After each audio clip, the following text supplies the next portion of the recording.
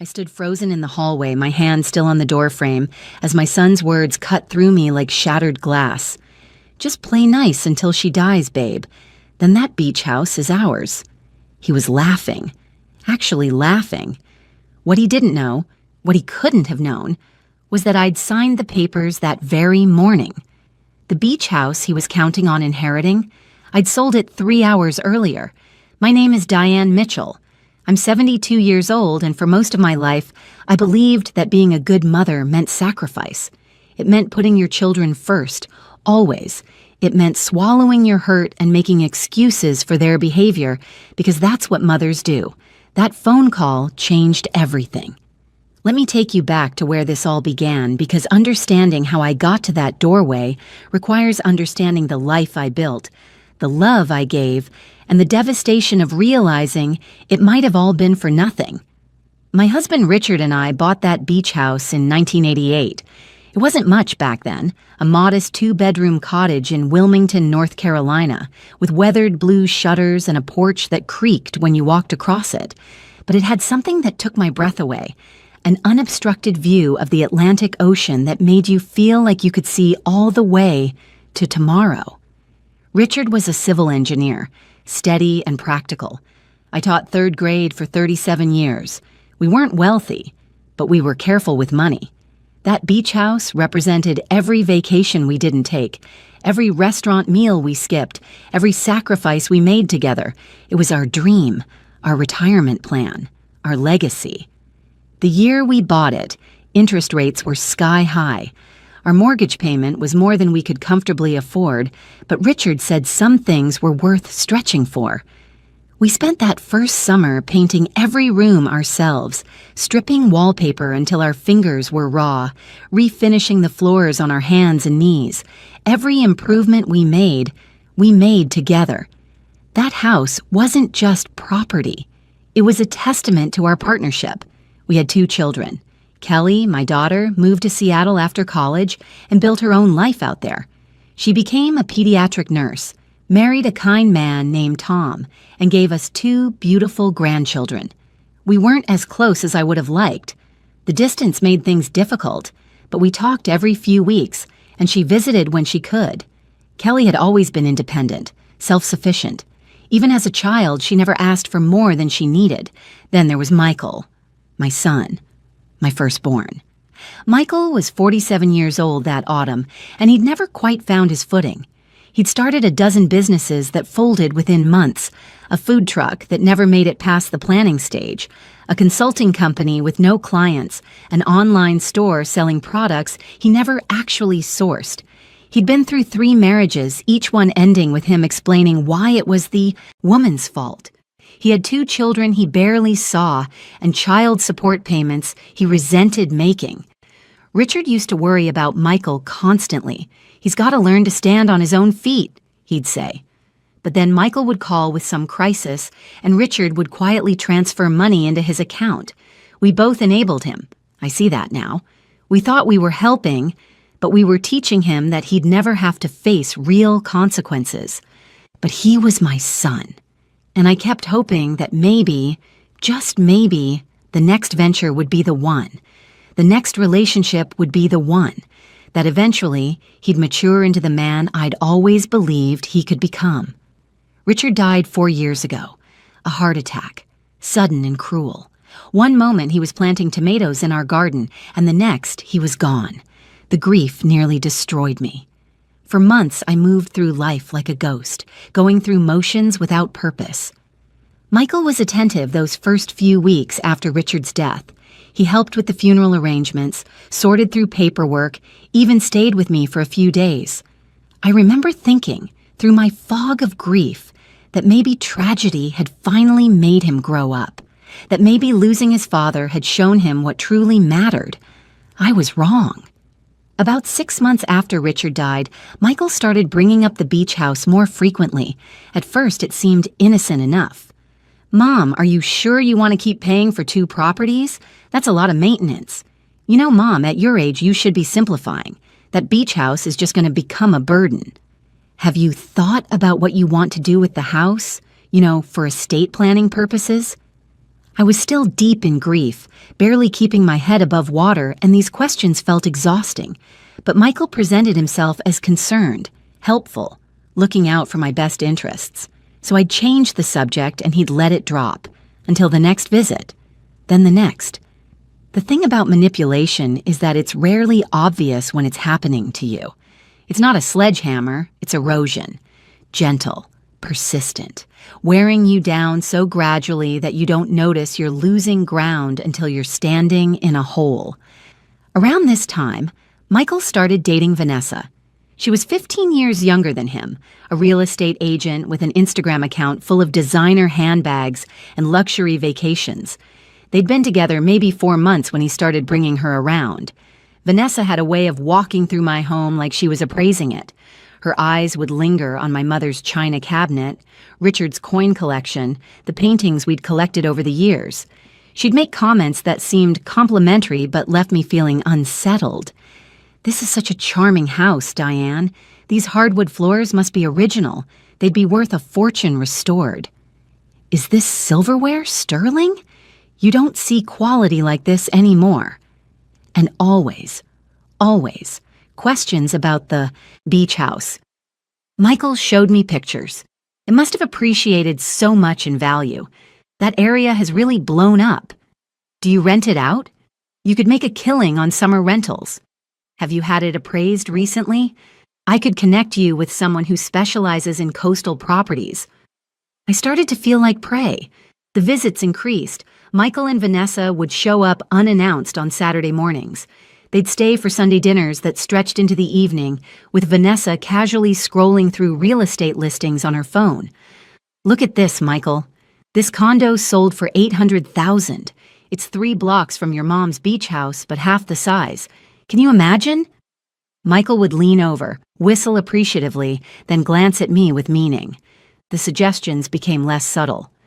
"Mom, you should really consider selling while the market's hot. You could live very comfortably on the proceeds." "You're not getting any younger. What if you fall on those porch steps? What if you have an emergency out there and you're all alone?" "Kelly's across the country. If something happened to you, that house would just sit empty. You should liquidate now while you can enjoy the money." I tried to explain that the beach house wasn't just an asset. It was where Richard proposed, where we celebrated our 20th anniversary, where Kelly learned to swim and Michael built sandcastles that he'd defend against the incoming tide. It was where Richard and I had planned to grow old together, watching the sunrise over the ocean every morning. But they couldn't hear me, or wouldn't. The worst part was how Michael started positioning himself as the responsible one, the only child who really cared about my well-being. He'd make pointed comments about Kelly. "Seattle might as well be another planet. When's the last time Kelly came to visit? 3 years? But I'm here, Mom. I'm the one checking on you." It was manipulation, pure and simple. But the insidious thing about manipulation is that it works slowly, like rust. It makes you doubt yourself. It makes you feel guilty for your own boundaries. Last October, I decided to spend a week at the beach house. I needed space to breathe, to think, to remember who I was before grief and pressure turned me into someone I didn't recognize. I didn't tell Michael I was going. I just needed silence. The house was exactly as Richard and I had left it. His reading glasses were still on the side table, his favorite coffee mug in the cabinet. Being there without him hurt, but it was a clean hurt, not the suffocating confusion I felt at home. I spent my days walking the beach, reading novels on the porch, cooking simple meals. I started to feel like myself again, started to remember that I was more than just a mother, more than just a widow. I was Diane Mitchell, a woman who'd built a meaningful life, who'd touched hundreds of children's lives through teaching, who'd loved deeply and been loved in return. On the 4th day, I was sitting on the porch watching the sunset when my phone rang. "Michael." "Mom, where are you? I've been by the house twice. Your car's gone." "I'm at the beach house, sweetheart. I just needed a few days to myself." There was a pause. Then his voice changed, tightened. "You didn't think to tell me? What if something happened to you? You're out there all alone. This is exactly what I've been talking about. This is irresponsible." I felt something shift inside me. His concern wasn't about my safety. It was about control. "Michael, I'm a grown woman. I don't need to report my whereabouts." "A grown woman? Mom, you're 72 years old. You have no business being out there by yourself. What if you fell? What if you had another one of your dizzy spells?" I'd had one dizzy spell months ago from dehydration. He'd turned it into evidence of my declining health. "I'm fine, Michael. I'll be home in 3 days." "This is ridiculous. Vanessa and I are coming out there." "Please don't. I came here to be alone." But he'd already hung up. They arrived the next morning. I watched their car pull up from my bedroom window, and I felt my sanctuary being invaded. The visit was tense. Vanessa walked through the house like she was already its owner, commenting on updates it needed, suggesting which walls should be knocked down for an open concept. Michael kept circling back to the same talking points: my age, my safety, the burden of maintaining 2 properties. "You know, Diane," Vanessa said, standing in what used to be Richard's study, "this room is so dark. If you took out this wall, opened it up to the living area, you could get so much more natural light. Buyers love open concept." "Buyers?" I said. "I'm not selling." She exchanged a look with Michael. "Of course not. I just meant, hypothetically, for future reference." But we all knew what she meant. They stayed for 6 hours. By the time they left, I felt exhausted and defeated. I packed up and went home the next day, my peaceful retreat thoroughly destroyed. The weeks that followed were difficult. Michael called constantly, always with the same agenda. Vanessa would sometimes take the phone and offer to help me find a good real estate agent. The pressure was relentless. Then came Thanksgiving. Kelly flew in with her family. It was the first time in 2 years I'd seen my grandchildren, and watching them play in the backyard, hearing their laughter, I felt my heart start to heal. Michael arrived late with Vanessa. The moment he walked in and saw Kelly, his expression soured. Dinner was awkward. Michael made passive-aggressive comments about Kelly living so far away. Vanessa kept steering conversation to real estate and retirement planning. Kelly's husband, Tom, looked increasingly uncomfortable. After dinner, I was in the kitchen with Kelly washing dishes. She was quiet, which wasn't like her. "Mom," she finally said, "is Michael pressuring you about the beach house?" I froze, hands in soapy water. "What do you know about that?" "He called me a few weeks ago. Said you were being stubborn about estate planning, that you were putting unnecessary burden on both of us by refusing to sell. He wanted me to talk to you." "What did you say?"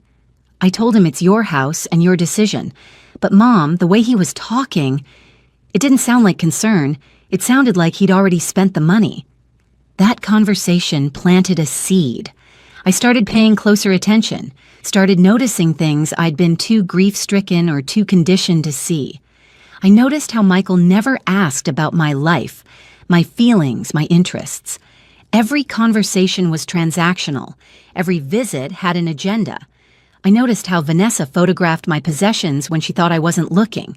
I noticed how Michael spoke to me, not with love or respect, but with barely concealed impatience, like I was an obstacle between him and something he deserved.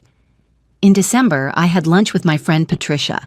We'd taught together for 20 years, and she'd always been able to see through nonsense.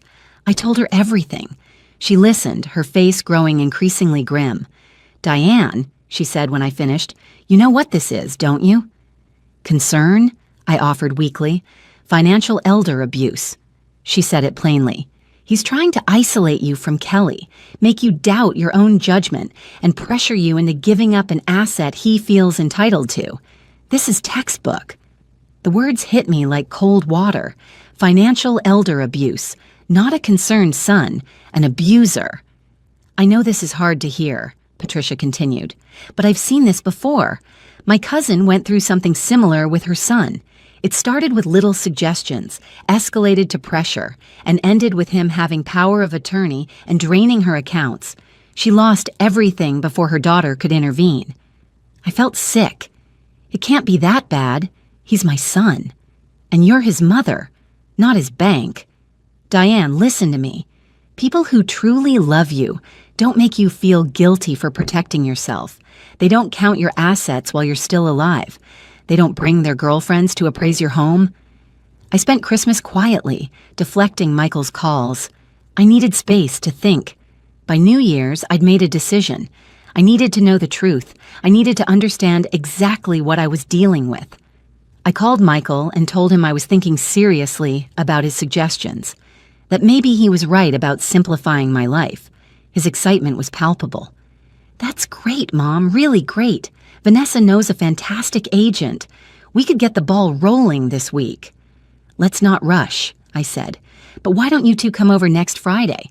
We can discuss details." "Absolutely. We'll be there." That week, I did something I never thought I'd do. I called a private investigator. I felt ridiculous, paranoid, like a character in a bad movie.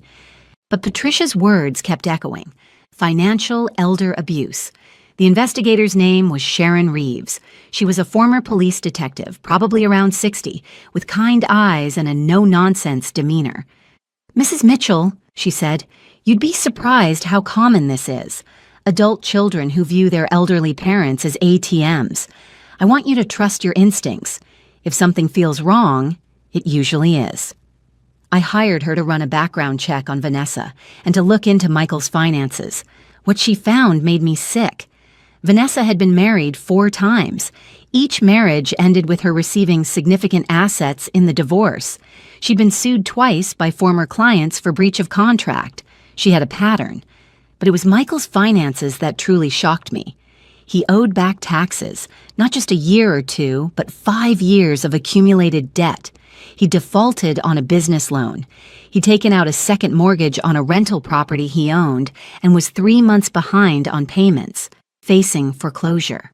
"Mrs. Mitchell," Sharon said when she presented her findings, "I think you should be prepared for the possibility that your son's relationship with Vanessa is strategic. This is what she does, finds vulnerable targets and exploits them. And your son, forgive me, is vulnerable in every sense. He's desperate for money, and she's desperate for her next score. You're the target." "How much does he owe?" I asked. "Total? Close to $300,000 when you add up everything. Taxes, loans, child support arrears, credit cards. He's in serious financial trouble." The beach house was worth approximately $900,000. Even split with Kelly, his half would solve most of his problems. No wonder he was so persistent. Friday came. I was nervous but resolute. Michael and Vanessa arrived promptly at 6. We sat in my living room. Richard's presence felt in every photograph on the walls. Vanessa had brought folders, printouts, property comps. She'd come prepared to close a deal. "So, Mom," Michael started, "Vanessa's been doing some research, and the market is incredible right now. We could list the beach house for—" "I've decided you're right," I interrupted. They both stopped, stunned. Then Vanessa's face broke into a smile that made my skin crawl. "Diane, that's wonderful. You won't regret this." "I've been holding on to the past," I continued. "It's time to move forward, time to think practically." Michael reached over and squeezed my hand. "I'm proud of you, Mom. This is the right decision." Was it my imagination, or were his eyes already calculating his share? We talked for another hour. Vanessa laid out her plan. List high, create urgency, have multiple offers within days. She suggested a price that seemed astronomical. Michael's excitement grew with every word. As they were leaving, Michael hugged me tightly. "Love you, Mom. I know this wasn't easy, but you'll see. This is for the best." I watched them drive away, and I felt nothing but sadness. Sadness for the son I thought I had. Sadness for the relationship that had never really existed. I stalled them for 2 weeks, claiming I needed to go through the house and pack up personal items first. They were impatient but didn't push too hard, probably afraid I'd change my mind. During those 2 weeks, I went to the beach house alone. I walked through every room, touching Richard's things, remembering our life together. I sat on the porch and watched the ocean, and I made my peace with what I had to do. I also met with 3 different real estate agents that Vanessa didn't know, got legitimate appraisals, made plans. On January 15th, a Tuesday, I listed the beach house for sale. not with Vanessa. With one of the other agents, a professional woman named Grace who understood that this wasn't just a transaction, it was a farewell to a lifetime of memories. I didn't tell Michael. The house sold in 4 days. A family from Virginia, younger couple with 3 children. They fell in love with it the way Richard and I once had. Their offer was strong, all cash, quick closing. I accepted. The closing was scheduled for February 2nd. I still said nothing to Michael. On the morning of February 2nd, I got up early, put on my nicest dress, did my hair, even wore the pearl earrings Richard gave me for our 40th anniversary. I drove to the title company, signed the papers, and accepted a cashier's check that represented 37 years of memories, sacrifice, and love. The beach house was sold. The money was mine, and Michael had no idea. I drove home feeling lighter than I had in years. I'd honored Richard's memory and protected myself. I'd taken back control of my own life. I walked into my house around 2 in the afternoon, dropped my purse on the hall table, took off my coat, and then I heard it. Michael's voice coming from the kitchen. He must have let himself in with the key I'd given him years ago. He was on the phone, laughing. I walked quietly down the hallway. "Babe, relax. I've got this handled." Michael's voice was casual, confident. "The old ladies finally agreed to sell. Vanessa's commission alone will be 20 grand, and Mom's already said she wants to split the proceeds between Kelly and me." My blood ran cold. I'd never said that, never even implied it. 400,000? He whistled. "That's my half. Kelly's in Seattle, she doesn't need it. I'll convince Mom that she should get less since she's never around." I stood in the doorway. He had his back to me, staring out the kitchen window at my backyard. "Just play nice until she dies, babe. Then that beach house is ours." He laughed. Actually laughed. "She's 72. How much longer can she last? And she's already showing signs of dementia, forgetting things, getting confused. I've been documenting it. When the time comes, we'll have grounds to contest anything that doesn't go our way." I wasn't showing signs of dementia. I'd never forgotten anything. He was lying, building a narrative. Once we have the money from the beach house, we can float the business until... "Hello, Michael." He spun around so fast he nearly dropped his phone. His face went white. "Mom, I thought you thought I was where? Out? Conveniently absent while you plot how to spend my money? Mom, no, this isn't, you don't understand." "Oh, I understand perfectly." I walked into my own kitchen, and he actually took a step back. "I understand that you've been waiting for me to die, that you've been lying to people about my mental state, that everything you've done for the past year wasn't love, it was investment. That's not fair." His voice took on a whining quality. "I've been here for you. After Dad died, who helped you? Who made sure you were okay? Who pushed and manipulated and pressured me, you mean? Who brought his girlfriend to appraise my belongings? Who tried to isolate me from my daughter? Kelly doesn't care about you. When's the last time she visited?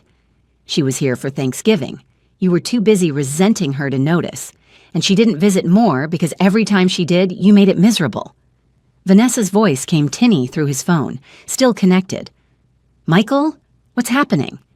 He looked at the phone like he'd forgotten it existed, then ended the call. "Mom, please, let me explain." "Explain what? Explain that the beach house you were so excited about is already sold?" His face went blank. "What?" "I sold it.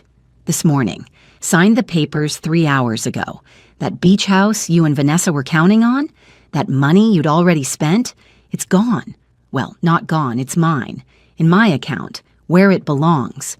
He stumbled to a chair and sat down heavily. "You sold it, without telling me." "Why would I tell you? It was my house, mine and your father's. You had no claim to it. I'm your son. And I'm your mother. Not your retirement plan, not your business loan, not your inheritance to count on while I'm still alive." The anger in his face was transforming into something uglier. Panic, desperation. "What am I supposed to do? Do you have any idea how much trouble I'm in? I needed that money, Mom. I needed it." Then you should have built a life that didn't depend on your mother dying.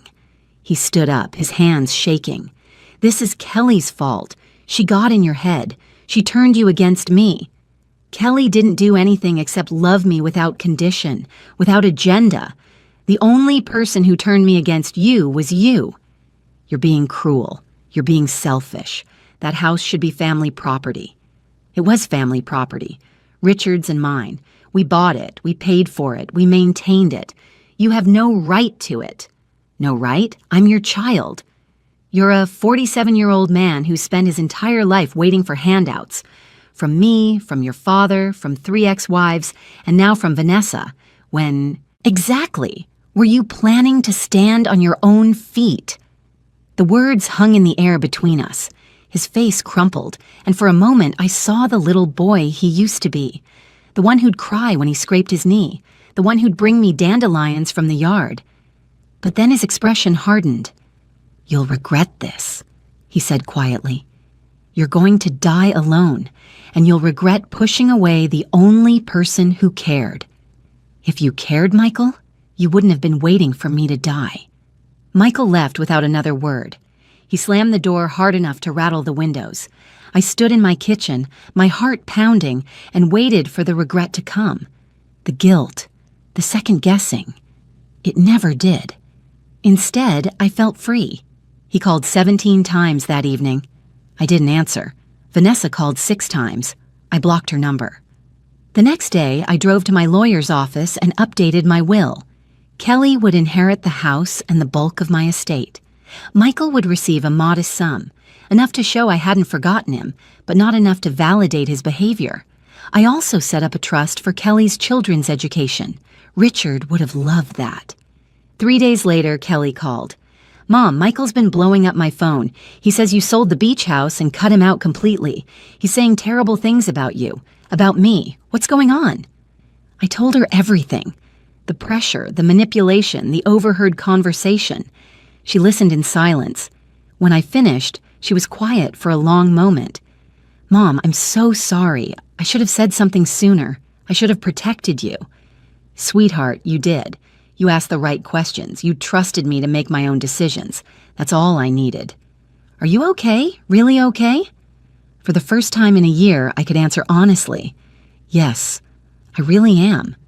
That was 8 months ago. Michael and I haven't spoken since. He sent a few emails through his lawyer trying to claim I wasn't competent to make financial decisions, but my lawyer shut that down quickly. My doctor provided a letter confirming my complete mental competency. Vanessa and Michael broke up 3 months later. Apparently, without my money on the horizon, his appeal diminished. Kelly and I talk twice a week now.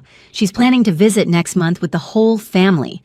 We're going to rent a beach house, a different one, new memories, and spend a week together. I think about that moment often, standing in my hallway, hearing my son's true nature revealed. If I hadn't sold the house that morning, would I have had the strength to do it afterward? I don't know. Maybe everything happened exactly as it needed to.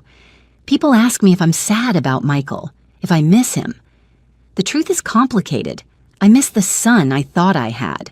I grieve the relationship I believed existed, but I don't miss the reality of who he became, or maybe who he always was, and I just refuse to see. Richard used to say that the ocean doesn't apologize for its tides. It just moves according to its nature. Maybe people are the same. Michael moved according to his nature, and I finally moved according to mine. That beach house represented our dreams, Richard's and mine. But keeping it out of obligation or guilt would have turned those dreams into a nightmare. Selling it on my terms, protecting myself, honoring Richard's memory by refusing to let it become a source of family destruction. That felt right. I'm 72 years old. I taught for 37 years. I've been married, widowed, and survived what felt like the end of the world. And I learned something that I wish I'd understood sooner. Being a good mother doesn't mean being an easy target. Love shouldn't come with conditions, but boundaries aren't conditions. They're survival. The money from the beach house sits securely in my accounts. Some of it will help Kelly's family. Some will go to her children's education. Some I'm using to finally take that trip to Italy. Richard and I always planned but never took. He would have wanted me to live, not just survive. As for Michael, I hope he finds his way eventually. I hope he learns that people aren't assets to be managed, and mothers aren't obstacles to overcome. But that's his journey, not mine. Mine is to wake up every morning grateful that I trusted my instincts, grateful that I stood in that doorway at exactly the right moment, grateful that I had the courage to choose myself. And some mornings, when the light hits just right, I swear I can smell the salt air from our old beach house, feel Richard's hand in mine, hear his voice telling me I did the right thing. I know I did. Because the only inheritance that really matters isn't money or property. It's knowing who you are, what you're worth, and refusing to let anyone, not even your own child, convince you otherwise. I'm Diane Mitchell. I'm 72 years old. I'm a widow, a mother, a grandmother, a retired teacher, and I'm nobody's fool anymore.